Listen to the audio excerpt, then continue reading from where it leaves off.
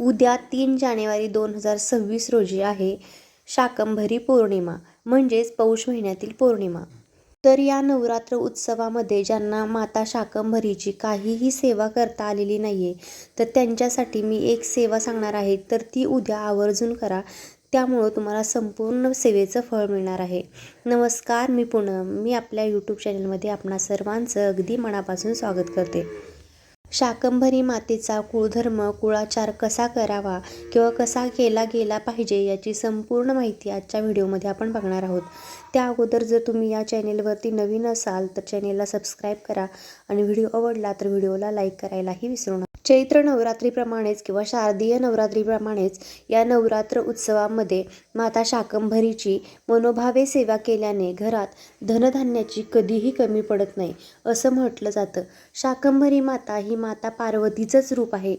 त्यामुळं या नवरात्र उत्सवामध्ये भरपूर महिलांनी दुर्गा सप्तशतीचे पाठ केलेले आहेत आणि खूप साऱ्या केंद्रांमध्ये सुद्धा सामूहिक दुर्गा सप्तशतीचे पाठ झालेले आहेत की जे आमच्या केंद्रामध्ये सुद्धा झाले होते.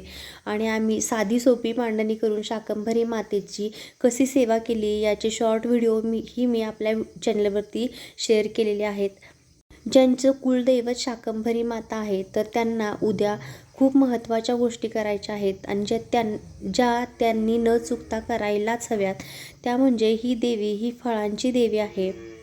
त्यामुळं तुम्हाला जेवढ्या उपलब्ध होतील तेवढ्या भाज्यांचा नैवेद्य उद्या तुम्हाला शाकंभरी मातेला करायचा आहे. त्यामध्ये 64 भाज्यांचा नैवेद्य केला जातो. जर तुम्ही केंद्रामध्ये जात असाल तर बऱ्याचशा केंद्रामध्ये भरपूर महिलांना सांगितलं जातं की 2 किंवा 3 प्रकारच्या भाज्या प्रत्येकीने घेऊन यायच्या असतात. भाज्या काही जास्त नाही आणायच्या, एक छोटी वाटी भरून अशा पद्धतीनं 2 ते 3 प्रकारच्या भाज्या आणायच्या. अशा 64 प्रकारच्या भाज्यांचा नैवेद्य उद्या शाकंभरी मातेला दाखवला जातो. ज्यांचं कुलदैवत आहे त्यांनी तर हा नैवेद्य आवर्जून करावा. पण आता कसं होतंय की आता भरपूर साऱ्या महिला सेवेकरी ज्या आहेत तर त्या सिटीमध्ये राहत असतात. त्यामुळं त्यांचे मिस्टर आणि त्यांची मुलं एवढीच जणं असतात. त्यामुळं खूप साऱ्या भाज्या अवेलेबल करणं त्यांच्यासाठी अवघड असतं. जर त्या गावाकडे राहणार असतील तर त्या एकत्र कुटुंबातील असतील किंवा शेतात जाणाऱ्या वगैरे असतील तर त्या या भाज्यांची व्यवस्था करू शकतात. पण पहिलं कसं व्हायचं की एका घरात खूप साऱ्या महिला असायच्या. त्यामुळं एकीनं काही थोडंफार त्याच्यापैकी बनवलं तर दुसरी 2-3 भाज्या बनवायची असं करून होत होतं. पण आता एका महिलेला या सगळ्या गोष्टी करणं शक्य नाही. त्यामुळं केंद्रामध्ये अशा पद्धतीनं केलं जातं. तर तुम्हाला शक्य असेल तर तुम्हाला जेवढ्या काही भाज्या मिळतील त्या सगळ्याचा नैवेद्य आवर्जून ह्या मातेला दाखवायचा.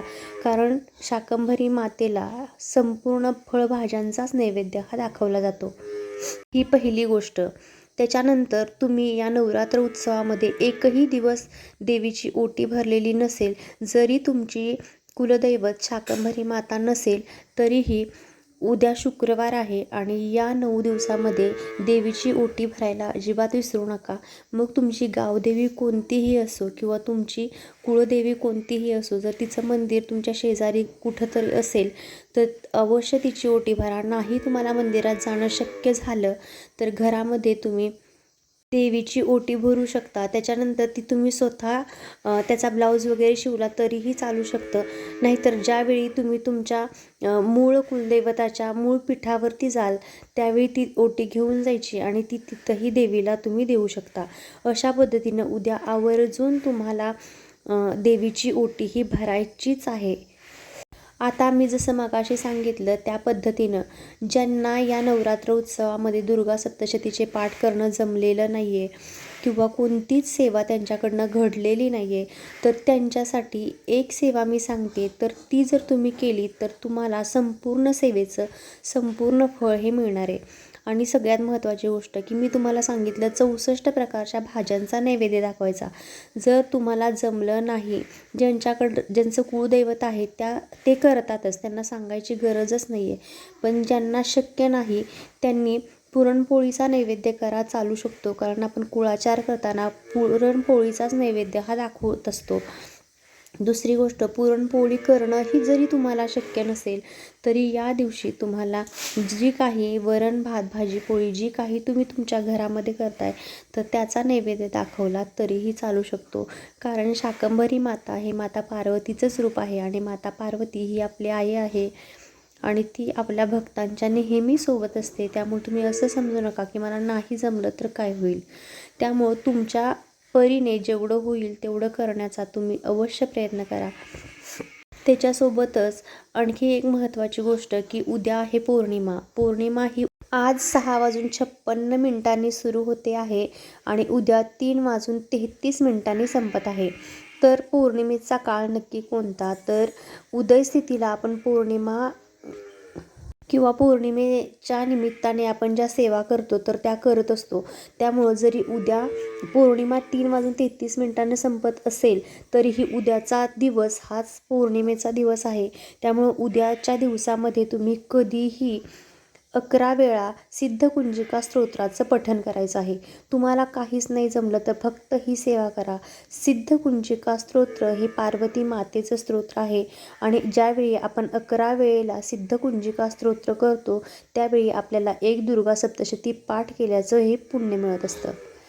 त्याच्यासोबतच जर तुम्हाला उद्या सत्यनारायण करायला जमलं तर अवश्य करा. भरपूर साऱ्या महिला सेवेकरी आहेत तर त्या सत्यनारायण ह्या पौर्णिमेला आवर्जून करतात.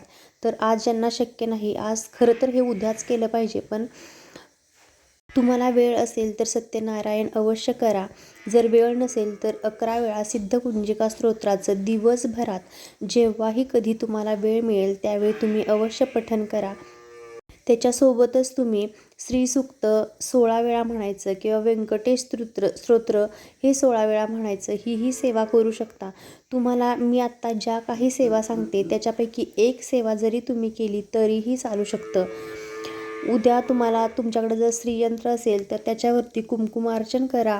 कारण उद्या शुक्रवारचा दिवस आहे, देवीचा दिवस आहे. कुंकुमार्चन करून तुम्हाला 16 वेळा श्रीसूक्त म्हणायचं आहे, पुरुषसूक्त म्हणायचं आहे आणि व्यंकटेश स्तोत्रही म्हणायचं आहे. त्याच्यासोबतच तुम्ही एक माळ नवार्णव मंत्राचीही करू शकता. नवार्णव मंत्र तुम्हाला सगळ्यांना माहीतच आहे. ओम ऐं ह्रीं क्लीं चामुंडाय विच्छे या मंत्राचा तुम्ही एक माळ जप केला तरीही चालू शकतं. या एक माळ जपेसाठी तुम्हाला जास्तीत जास्त 10 ते 15 मिनटं लागतील किंवा सिद्धकुंजिका स्तोत्र हे 11 वेळा म्हणण्यासाठीही तुम्हाला अर्धा तासाच्या वरती जास्त वेळ लागणार नाही. तर या दोन्हीपैकी एक तरी सेवा तुम्ही अवश्य करा. कुंकुमार्चन जर तुम्हाला करायचं झालं, वेळ मिळाला तर तुम्ही तेही करू शकता. मी पुन्हा एकदा सांगते की जसं शारदीय नवरात्र आपण साजरं करतो तितकंच महत्त्व ह्या शाकंभरी नवरात्र उत्सवाला आहे आणि माता लक्ष्मीचा आशीर्वाद प्राप्त करून घेण्याची उद्याची अत्यंत चांगली संधी आपल्याला मिळते आहे. तर आपण उद्याचा दिवस खूप चांगला साजरा करूया आणि एक तरी ही सेवा तुम्ही करा. तुमच्या घरात धन धान्य सुख समृद्धी वैभव कशाचीही कधीही कमी पडणार नाही याची खात्री मी देते. चला तर मी सांगितलेली माहिती तुम्हाला आवडली असेल तर एक लाईक करा, हाईप करा आणि जाता जाता चॅनलला सबस्क्राईबही करा. धन्यवाद.